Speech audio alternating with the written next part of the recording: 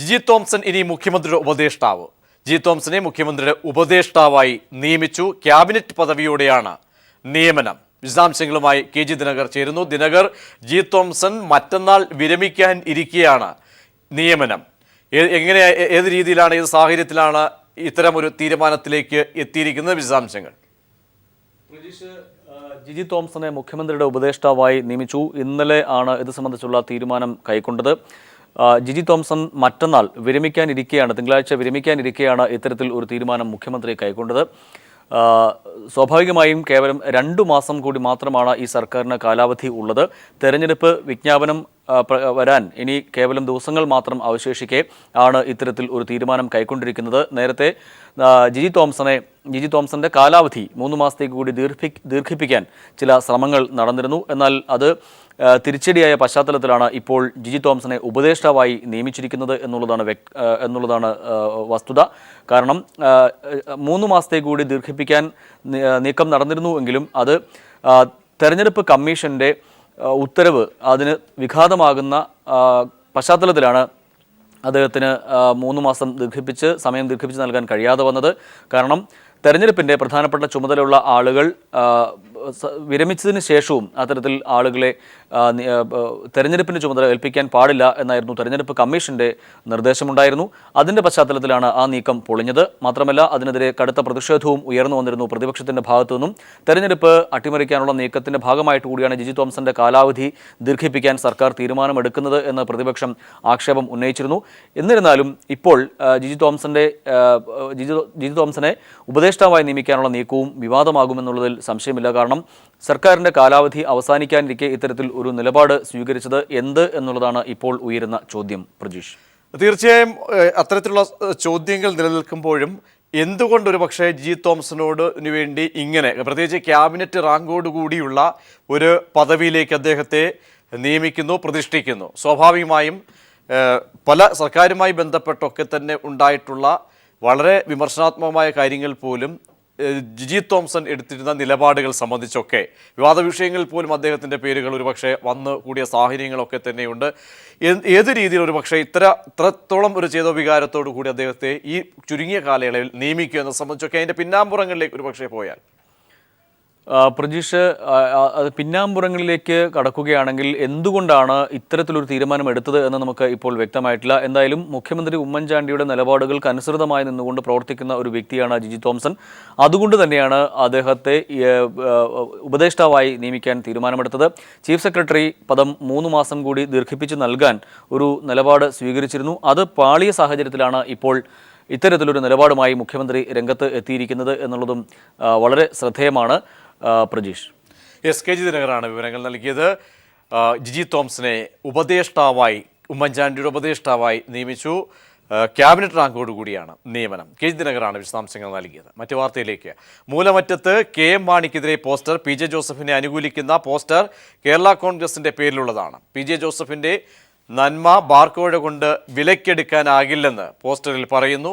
Leslie John വിശദാംശങ്ങളുമായി ചേരുന്നു. Leslie, വിവാദങ്ങൾ കൊഴുക്കുന്ന സാഹചര്യത്തിൽ സ്വാഭാവികമായും പോസ്റ്ററുകൾ പ്രത്യക്ഷപ്പെടുക അത് സംഭവിക്കുന്ന കാര്യങ്ങളാണ്. എങ്കിൽ കൂടിയും പ്രത്യേകിച്ച് കേരള കോൺഗ്രസിൻ്റെ അടക്കമുള്ള വേരോട്ടമുള്ള പ്രദേശങ്ങളിൽ ഇങ്ങനെ ഒരു പോസ്റ്റർ വരുമ്പോൾ അതിൽ പ്രധാനമായും KM മാണി ഉദ്ദേശിച്ചുകൊണ്ടുള്ള കാര്യങ്ങളാണോ പറഞ്ഞിരിക്കുന്നത്?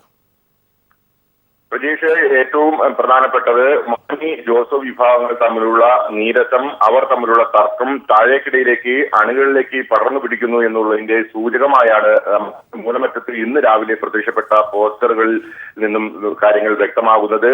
വളരെ നന്മയോടുകൂടി കർഷകർക്കൊപ്പം നിൽക്കുന്ന PJ ജോസഫ് വിഭാഗത്തിനെ വിലക്കെടുക്കാമെന്നുള്ള മാണിയുടെ മോഹമാണ് എന്നുള്ള ധ്വനിയാണ് പോസ്റ്ററിൽ നിന്നും ലഭിക്കുന്നത്. PJ ജോസഫിന്റെ നന്മ ബാർക്കോഴ കൊണ്ട് വിലക്കെടുക്കാനാവില്ല എന്നാണ് പോസ്റ്ററിൽ പറഞ്ഞിരിക്കുന്നത്. കേരള കോൺഗ്രസിന്റെ പേരിൽ തന്നെയാണ് ഈ പോസ്റ്റർ വന്നിരിക്കുന്നതെന്നും വളരെ പ്രധാനമാണ്. പ്രധാനമായും ഇടുക്കി ജില്ലയുടെ കേരള കോൺഗ്രസ് നേതാക്കൾ ജോസഫ് വിഭാഗത്തിന് ജില്ലാ നേതൃത്വം ജോസഫ് വിഭാഗത്തിനൊപ്പം നിലയുറപ്പിച്ച ഒരു കാഴ്ചയാണ് ഉള്ളത്. കാര്യം, ജോസഫ് വിഭാഗത്തിൽ നിന്ന് വന്നവർക്കാണ് ഇവിടെ ജില്ലാ പ്രസിഡന്റ് സ്ഥാനം പോലും ലഭിച്ചിട്ടുള്ളത്. എന്നാൽ മാണിക്കൊപ്പം നിൽക്കുന്ന വലിയ ഒരു വിഭാഗവും ജില്ലയിലുണ്ട് എന്നുള്ളതും വളരെ ശ്രദ്ധേയമാണ്. അവർ കഴിഞ്ഞ ദിവസം മാണിക്ക് കത്ത് നൽകുകയും ചെയ്തു. PJ PC ജോസഫിനും ഒപ്പം തന്നെ ഫ്രാൻസിസ് ജോർജിനും മത്സരിക്കാനും സീറ്റ് നൽകരുതെന്ന ആവശ്യമാണ് അവർ കഴിഞ്ഞ ദിവസം KM മാണിക്ക് കത്ത് മുഖേന ആവശ്യപ്പെട്ടത്. ഈ ഘട്ടത്തിലാണ് PJ ജോസഫിന് അനുകൂലമായ ഒരു പോസ്റ്റർ കൂടി, 2 പോസ്റ്റർ കൂടി മൂലമറ്റ മാർക്കറ്റിനുള്ളിൽ പ്രത്യക്ഷപ്പെട്ടത്. എന്തായാലും മേൽത്തട്ടിലുള്ള ഭിന്നത താഴെത്തട്ടിലേക്ക് വ്യാപിച്ചിട്ടുണ്ട് എന്നുള്ളതിന്റെ ഏറ്റവും വലിയ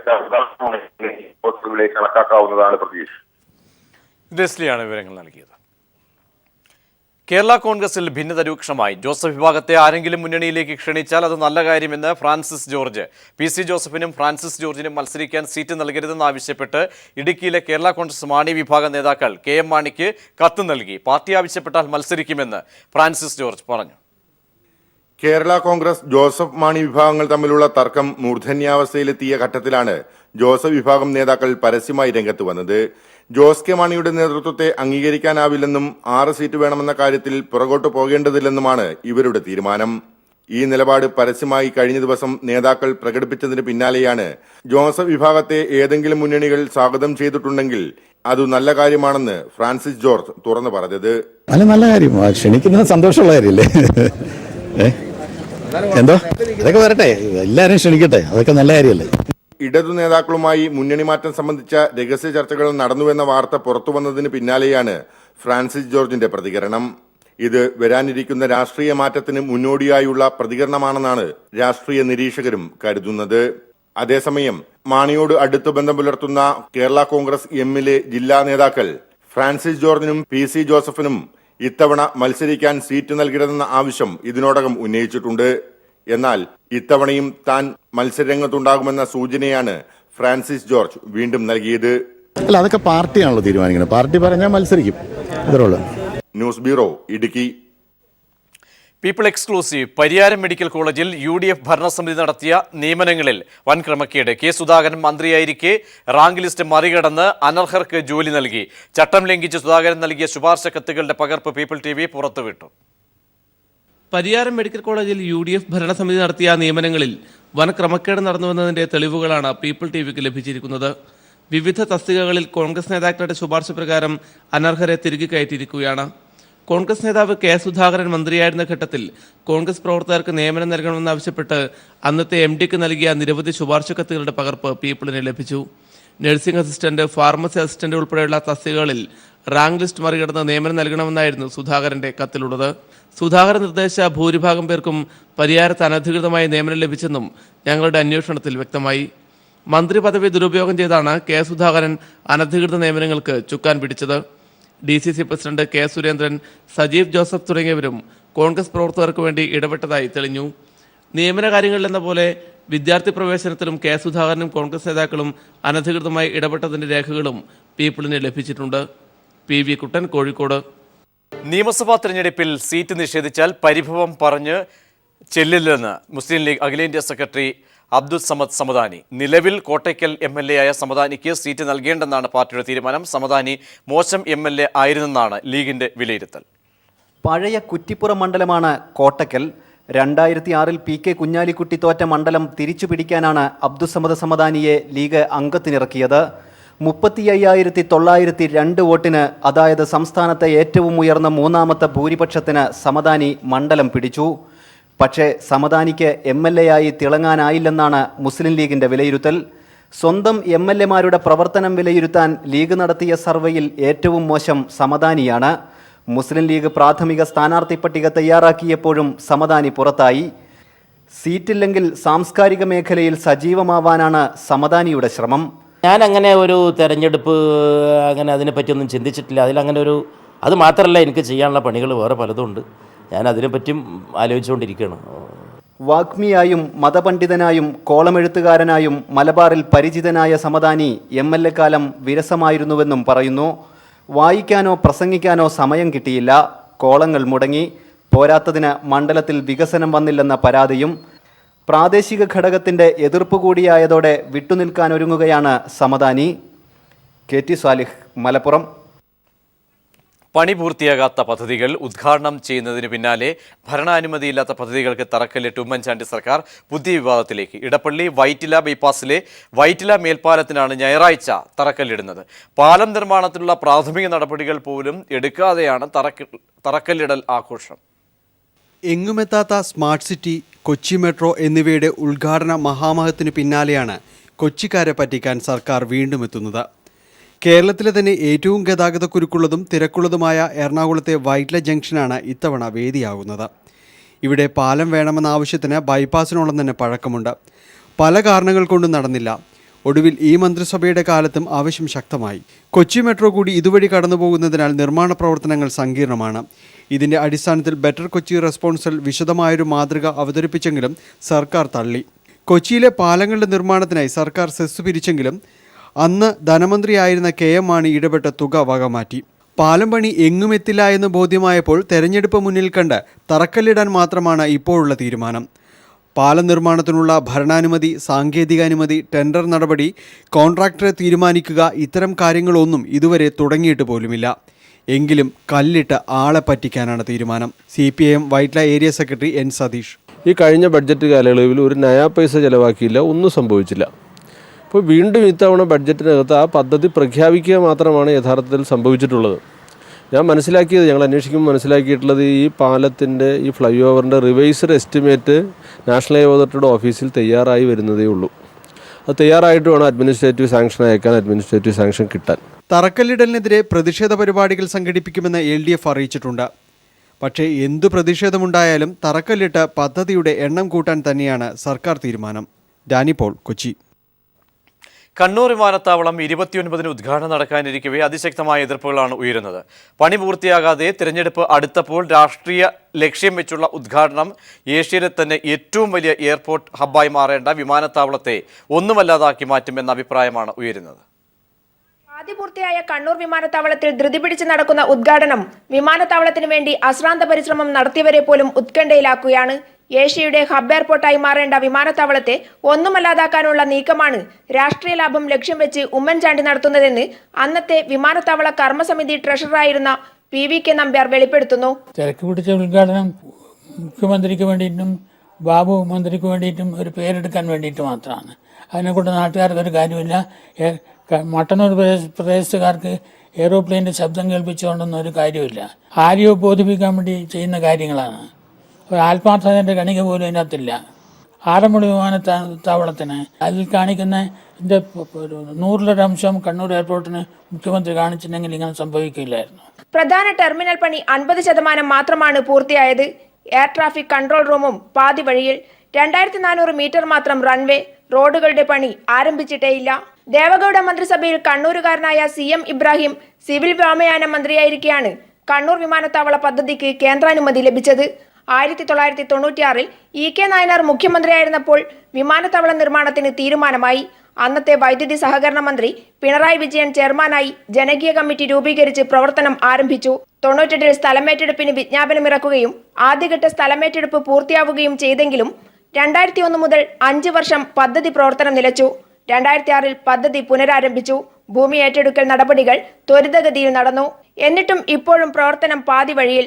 അതും അന്ന് വിഭാവനം ചെയ്ത അന്താരാഷ്ട്ര വിമാനത്താവളത്തെ പേരിന് മാത്രം നിലനിർത്തി ഇല്ലാതാക്കുന്ന അവസ്ഥയിലേക്ക് രാഷ്ട്രീയ ലാഭം കൊയ്യാനുള്ള വേദിയാക്കി മാറ്റുകയാണ് 29-ന് നടക്കുന്ന ഉദ്ഘാടന ചടങ്ങിലൂടെ. മട്ടന്നൂരിൽ നിന്നും ക്യാമറമാൻ ജൻ കല്യാശ്ശേരിക്കൊപ്പം PV ജോഷില. ശാസ്ത്ര സാങ്കേതിക പരിസ്ഥിതി കൗൺസിൽ യോഗ്യതാ മാനദണ്ഡങ്ങളിൽ ഇളവ് വരുത്തി ശാസ്ത്രജ്ഞരെ നിയമിക്കാൻ വഴിവിട്ട നീക്കം നടക്കുന്നു. ഡോക്ടറേറ്റ് ബിരുദം വേണ്ട ശാസ്ത്രജ്ഞരുടെ തസ്തികയ്ക്ക് പകരമായി MCA ബിരുദം ഉള്ളവരെ നിയമിക്കാനാണ് നീക്കം നടക്കുന്നത്. ഇന്ന് രാവിലെ 10 മണിക്ക് പട്ടം ശാസ്ത്രഭവനിലാണ് അഭിമുഖ പരീക്ഷ നടക്കുന്നത്. ഡോക്ടറേറ്റ് ബിരുദമുള്ളവരെ മാത്രം നിയമിക്കേണ്ട സയൻറ്റിസ്റ്റ് B തസ്തികയിലാണ് MCA ബിരുദക്കാരെ നിയമിക്കാനായി നീക്കം നടക്കുന്നത്. യൂത്ത് കോൺഗ്രസ് നേതാക്കളായ 2 യുവാക്കളെ നിയമിക്കാൻ വേണ്ടിയാണ് മാനദണ്ഡങ്ങൾ അത്രയും കാറ്റിൽ പറത്തുന്നത്. യോഗ്യതാ മാനദണ്ഡങ്ങളിൽ ഇളവ് വരുത്തിയതോടെ ആകെ 1000-ഓളം അപേക്ഷകളാണ് ഇപ്പോൾ ലഭിച്ചിരിക്കുന്നത്. ഇതിൽ നിന്നും 40 പേരുടെ ചുരുക്കപ്പട്ടികയാണ് ഇപ്പോൾ തയ്യാറാക്കിയത്. നിലവിൽ ശാസ്ത്രഭവനിൽ സ്പെഷ്യൽ പ്രോജക്റ്റ് ഓഫീസറായി താൽക്കാലിക അടിസ്ഥാനത്തിൽ ജോലി നോക്കി വരുന്ന ഒരു ഉദ്യോഗാർത്ഥിയും ശാസ്ത്രജ്ഞനാവാനുള്ള ചുരുക്കപ്പട്ടികയിലുണ്ട്. ചുരുക്കപ്പട്ടിക തയ്യാറാക്കുന്നതിനുള്ള മുഖ്യ ചുമതലക്കാർ തന്നെ ഉദ്യോഗാർത്ഥികളാവുന്നു എന്ന വൈരുദ്ധ്യം മുമ്പ് കേട്ടുകേൾവിയില്ലാത്തതാണ്. കഴിഞ്ഞ 5 വർഷമായി പട്ടം ശാസ്ത്രഭവനിൽ നടക്കുന്ന നിയമനങ്ങളെപ്പറ്റി വിജിലൻസ് അന്വേഷിക്കണമെന്ന് അഡീഷണൽ ചീഫ് സെക്രട്ടറി സർക്കാരിന് റിപ്പോർട്ട് സമർപ്പിച്ചെങ്കിലും ഈ റിപ്പോർട്ട് ഇതുവരെ വെളിച്ചം കണ്ടിട്ടില്ല. നിയമനങ്ങളെപ്പറ്റി പ്രതിപക്ഷ MLA-മാർ നിയമസഭയിൽ ചോദ്യം ഉന്നയിച്ചെങ്കിലും മുഖ്യമന്ത്രി ഇതിന് ഇതുവരെ മറുപടി നൽകിയിട്ടുമില്ല. മുഖ്യമന്ത്രിയുടെ അടുപ്പക്കാരായ ആളുകളെ കുടിയിരുത്താനുള്ള സ്ഥാപനമായി മാറിക്കഴിഞ്ഞിരിക്കുകയാണ് ശാസ്ത്ര സാങ്കേതിക പരിസ്ഥിതി കൗൺസിൽ. 8 വർഷത്തിലേറെ താൽക്കാലികമായി ജോലി നോക്കി വരുന്നവർ സ്ഥിര നിയമനം ലഭിക്കാതെ ഇരിക്കുമ്പോഴാണ് ഒരു യോഗ്യതയുമില്ലാത്തവരെ നിയമിക്കാനായി വഴിവിട്ട നീക്കം നടക്കുന്നത്. എസ് ജീവൻകുമാർ, തിരുവനന്തപുരം. ഭാര്യയെയും മകനെയും കൊലപ്പെടുത്തി ഭർത്താവ് ആത്മഹത്യയ്ക്ക് ശ്രമിച്ചു. കോഴിക്കോട് പയ്യോളിയിലാണ് സംഭവം. വിശദാംശങ്ങൾ സിജു കണ്ണൻ നൽകും. സിജു, എങ്ങനെയായിരുന്നു സംഭവം ഉണ്ടായത്? രണ്ടുപേരുടെ മരണം സ്ഥിരീകരിച്ചു കഴിഞ്ഞിരിക്കുന്നു. ഇപ്പോൾ ചികിത്സയിലുള്ള ആളുടെ നില എങ്ങനെയാണ്? പ്രജീഷ്, കോഴിക്കോട് പയ്യോളിയിൽ ഇന്ന് പുലർച്ചെ 4 മണിയോടെയായിരുന്നു സംഭവം. ഭാര്യയും മകനെയും കൊലപ്പെടുത്തിയ ശേഷം ഭർത്താവ് ആത്മഹത്യക്ക് ശ്രമിക്കുകയായിരുന്നു. ഭാര്യ നസീമിനെയും 4 വയസ്സുകാരനായ മകൻ നസീമിനെയും വെട്ടിക്കൊലപ്പെടുത്തിയ ശേഷം ഭർത്താവ് കുന്നുമ്മൽ ഇസ്മായിലാണ് ആത്മഹത്യക്ക് ശ്രമിച്ചത്. ഇതോടൊപ്പം തന്നെ ഇസ്മായിലിന്റെ മാതാവ് ഫാത്തിമയെയും മകൻ നസീബിനെയും ആക്രമിച്ചിരുന്നു. ഇവർക്ക് ഗുരുതരമായ പരിക്കേറ്റിട്ടുണ്ട്. ഇവർ ഇപ്പോൾ കോഴിക്കോട് മെഡിക്കൽ കോളേജിൽ ചികിത്സയിലാണ്. ആക്രമണത്തിനിരയായ മൂത്ത മകൻ നസീബ് പുറത്തിറങ്ങി ഓടിയതോടെയാണ് നാട്ടുകാർ വിവരമറിഞ്ഞത്. തുടർന്ന് നാട്ടുകാർ എത്തിയാണ് ഇവരെ ഫാത്തിമയെയും നസീബിനെയും ആശുപത്രിയിൽ എത്തിച്ചത്. മറ്റു 2 പേരും സംഭവ സ്ഥലത്ത് വെച്ച് തന്നെ മരിച്ചിരുന്നു. ഇതിനുശേഷം ഇസ്മായിൽ ആത്മഹത്യക്ക് ശ്രമിക്കുകയായിരുന്നു. ഇസ്മായിലും ഇപ്പോൾ കോഴിക്കോട് മെഡിക്കൽ കോളേജിൽ ചികിത്സയിലാണ്. പയ്യോളി പോലീസ് നിലവിൽ കേസെടുത്ത് അന്വേഷണം ആരംഭിച്ചിട്ടുണ്ട്. പ്രതീഷ്, സിജു ആണ് വിവരങ്ങൾ നൽകിയത്. വയനാട്ടിൽ 4 സ്ത്രീകൾക്ക് സൂര്യാഘാതമേറ്റു. AVT പ്ലാന്റേഷൻ മേപ്പാടി ചൂളിക്ക എസ്റ്റേറ്റിലെ തൊഴിലാളികൾക്കാണ് പരിക്കേറ്റത്. വയനാട്ടിൽ ചൂട് വർദ്ധിക്കുന്ന സാഹചര്യത്തിൽ ഉച്ചയ്ക്ക് വിശ്രമം അനുവദിക്കണമെന്നാണ് തൊഴിലാളികളുടെ ആവശ്യം. ഉച്ചയ്ക്ക് 12 മണിയോടെയാണ് തേയിലത്തോട്ടത്തിൽ കൊളുന്തു നുള്ളുന്നതിനിടെ തൊഴിലാളികൾക്ക് സൂര്യാഘാതമേറ്റത്. പരിക്കേറ്റ രാജലക്ഷ്മി, ഖദീജ, നിസൈബ, ബീന എന്നിവരെ ആശുപത്രിയിലെത്തിച്ച് പ്രാഥമിക ശുശ്രൂഷയ്ക്ക് ശേഷം വിട്ടയച്ചു. കഴിഞ്ഞ ദിവസം 2 പേർക്ക് സൂര്യാഘാതമേറ്റതായി തൊഴിലാളികൾ പറഞ്ഞു.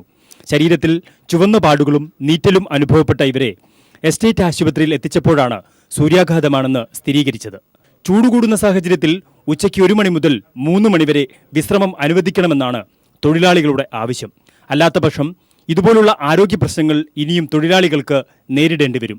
നിലവിൽ ഉച്ചസമയത്തും തോട്ടങ്ങളിൽ തേയില നുള്ളേണ്ട അവസ്ഥയാണുള്ളത്. കഴിഞ്ഞ വർഷം ഏപ്രിൽ മാർച്ച് മാസങ്ങളിൽ കലക്ടർ ഇടപെട്ട് വിശ്രമം അനുവദിച്ചിരുന്നു. എന്നാൽ ഇക്കുറി ഫെബ്രുവരിയിൽ തന്നെ കൂടിയ ചൂടാണ് വയനാട് ജില്ലയിൽ അനുഭവപ്പെടുന്നത്. News bureau, Wayanad. സ്വർണം വജ്ര വ്യാപാര രംഗത്തെ പ്രമുഖരായ മലബാർ ഗ്രൂപ്പ് തൃശൂരിൽ ഇന്റഗ്രേറ്റഡ് ടൗൺഷിപ്പിന് ആരംഭം കുറിച്ചു. കുട്ടനെല്ലൂരിൽ ഒരുങ്ങുന്ന പദ്ധതിയുടെ ശിലാസ്ഥാപനം വ്യവസായ വകുപ്പ് മന്ത്രി PK കുഞ്ഞാലിക്കുട്ടി നിർവഹിച്ചു. കേരളത്തിലെ പ്രഥമ സ്വകാര്യ IT പാർക്ക് ടൗൺഷിപ്പിൽ പ്രവർത്തനം ആരംഭിക്കും. Business park, convention centre, shopping mall, multiplex പാർപ്പിട സമുച്ചയങ്ങൾ എന്നിവ ഉൾപ്പെടുന്നതാണ് ടൗൺഷിപ്പ് എന്ന് Malabar group chairman MP Ahmed അറിയിച്ചു. കേരള അഡ്വർടൈസേഴ്സ് അസോസിയേഷൻ തൃശൂർ സോണിന്റെ മീഡിയ നൈറ്റ് 2016 പരിപാടി തൃശൂരിൽ നടന്നു. മികച്ച വ്യവസായിക്കുള്ള K3A അവാർഡ് ഗൃഹോപകരണ വിതരണ രംഗത്ത് സജീവ സാന്നിധ്യമായ ഗോപു നന്ദലത്ത് ഗ്രൂപ്പ് ചെയർമാൻ ഗോപു നന്ദലത്തിന് സമർപ്പിച്ചു. ലയൺസ് ക്ലബ് ഓഡിറ്റോറിയത്തിൽ നടന്ന ചടങ്ങിൽ Thrissur corporation mayor Ajitha Jayarajan award കൈമാറി. K3A സംസ്ഥാന സെക്രട്ടറി രാജു മേനോൻ, സംസ്ഥാന പ്രസിഡന്റ് സുന്ദർകുമാർ തുടങ്ങിയവർ ചടങ്ങിൽ പങ്കെടുത്തു. എൻഡോസൾഫാൻ ദുരന്തം പ്രമേയമാക്കി മനോജ് ഖാന സംവിധാനം ചെയ്ത അമീബ സിനിമയ്ക്ക് ദുരന്തഭൂമിയായ കാസർഗോഡ് ഊഷ്മള പ്രതികരണം. നല്ല സിനിമയുടെ പ്രേക്ഷകർക്കൊപ്പം സാംസ്കാരിക പ്രവർത്തകരും മാധ്യമ പ്രതിനിധികളും വിദ്യാർത്ഥികളും പ്രദർശനം കാണാനെത്തി. സംവിധായകനെയും സിനിമയുടെ അണിയറ പ്രവർത്തകരെയും കാസർഗോഡൻ കൂട്ടായ്മയുടെ നേതൃത്വത്തിൽ തിയേറ്ററിൽ വരവേറ്റു. എൻഡോസൾഫാൻ ദുരന്തഭൂമിയായ കാസർകോട്ട് അമീബ സിനിമ പ്രദർശനത്തിനെത്തിയപ്പോൾ സംവിധായകനെയും അണിയറ പ്രവർത്തകരെയും സിനിമയെയും നാട്ടുകാർ ഒരുപോലെ വരവേറ്റു. എൻഡോസൾഫാൻ രംഗത്തെ പൊതുപ്രവർത്തകർ, സാംസ്കാരിക പ്രവർത്തകർ, സിനിമാ പ്രേക്ഷകർ, വിദ്യാർത്ഥികൾ തുടങ്ങിയവരെല്ലാം സിനിമ കാണാനായി തിയേറ്ററിലെത്തി. സംവിധായകനും അണിയറ പ്രവർത്തകർക്കുമൊപ്പം സിനിമ കണ്ട കാസർകോട്ടുകാർ അമീബയെക്കുറിച്ച് മികച്ച വിലയിരുത്തലാണ് നടത്തിയത്. എൻഡോസൾഫാൻ വിരുദ്ധ പോരാട്ടത്തിന്റെ മുന്നണി പോരാളിയായ ലീലാകുമാരി അമ്മയും പ്രദർശനം നടക്കുന്ന കന്യക തിയേറ്ററിലെത്തി. ഒരു സിനിമ എന്ന് പറഞ്ഞിട്ട് കണ്ടിട്ടുകൂടി ഞാൻ പൊട്ടിക്കരയും. ഇതാണ് സിനിമ, ഈ സിനിമയാണ് എല്ലാവരും കാണേണ്ടത്. എത്രയോ പേര് മരിച്ചുപോയെന്ന് പറഞ്ഞാൽ ക്യാൻസർ പിടിച്ചിട്ട്, അതൊക്കെ കാണുമ്പോൾ നൊമ്പരപ്പെട്ട് ഞാൻ പൊട്ടിക്കരഞ്ഞിട്ടുണ്ട്. അതുപോലെ തന്നെയാണ് ഈ സിനിമയും കണ്ടത്. ഒരു നാടും ജനതയും അനുഭവിക്കുന്ന ദുരിതത്തോട് പരമാവധി നീതി പുലർത്തിക്കൊണ്ടാണ് സിനിമ നിർമ്മിച്ചതെന്ന് സംവിധായകൻ മനോജ് ഖാന പറഞ്ഞു. എൻഡോസൾഫാൻ ഇങ്ങനൊരു പ്രശ്നം രോഗികളെന്നൊക്കെ അറിയാമെന്നല്ലാതെ ഇതിന്റെ തീവ്രതയും തീക്ഷ്ണ തീക്ഷ്ണത എത്രത്തോളം ഉണ്ടെന്ന് ഇപ്പോഴും സാധാരണ ജനങ്ങൾക്ക് അറിയില്ല. അത് നേരിട്ട് അവിടെ ചെന്നാലേ അത് മനസ്സിലാവും. അപ്പം ഞാൻ അനുഭവിച്ച അത്രയും കാര്യങ്ങൾ അതേ തീവ്രതയോടുകൂടി ജനങ്ങളെയും കൂടെ ഒന്ന് അറിയിക്കുക എന്നുള്ളൊരു ഉദ്ദേശത്തിലാണ് ഇങ്ങനെ ഒരു വിഷയത്തിലേക്ക് വരാനുള്ള ഒരു കാരണം. ജനങ്ങൾ നല്ല സിനിമ കാണാൻ ആഗ്രഹിച്ചിട്ടും പ്രദർശിപ്പിക്കാൻ തിയേറ്റർ ലഭിക്കാത്തതാണ് ഇപ്പോഴത്തെ പ്രശ്നമെന്ന് മനോജ് കാന ചൂണ്ടിക്കാട്ടി. ഇതൊരു ടെക്നിക്കൽ ആർട്ടായതുകൊണ്ട് തന്നെ ഇത് തിയേറ്റർ ഇല്ലാതെ ഇതിന്റെ പെർഫെക്ഷൻ കാണിക്കാൻ പറ്റില്ല. പക്ഷേ തിയേറ്റർ നമുക്ക് നിർഭാഗ്യവശാൽ വേണ്ടത്ര കിട്ടുന്നത്. അത് തന്നെയാണ് ഇപ്പോഴത്തെ ഏറ്റവും വലിയൊരു ഒരു പ്രയാസമായിട്ട് ഞാനൊക്കെ അനുഭവിക്കുന്നത്. ഇന്ദ്രൻസ്, അനുമോൾ, ആത്മീയ, പ്രവീഷ്, അനീഷ് ജി മേനോൻ, ദുരിതബാധിതരായ വൈശാഖ്, സിന്ധു എന്നിവരാണ് പ്രധാന കഥാപാത്രങ്ങളെ അവതരിപ്പിക്കുന്നത്. KG ജയനാണ് ഛായാഗ്രാഹകൻ. കാസർഗോഡൻ കൂട്ടായ്മയുടെ നേതൃത്വത്തിൽ നടന്ന സിനിമാ ചർച്ച press club president Sunny Joseph ഉദ്ഘാടനം ചെയ്തു. സെക്രട്ടറി രവീന്ദ്രൻ രാവണേശ്വരം, സംവിധായകൻ മനോജ് കാന, GB വത്സൻ തുടങ്ങിയവർ സംസാരിച്ചു. ലീലാകുമാരി അമ്മ അധ്യക്ഷയായിരുന്നു. News bureau, Kasaragod.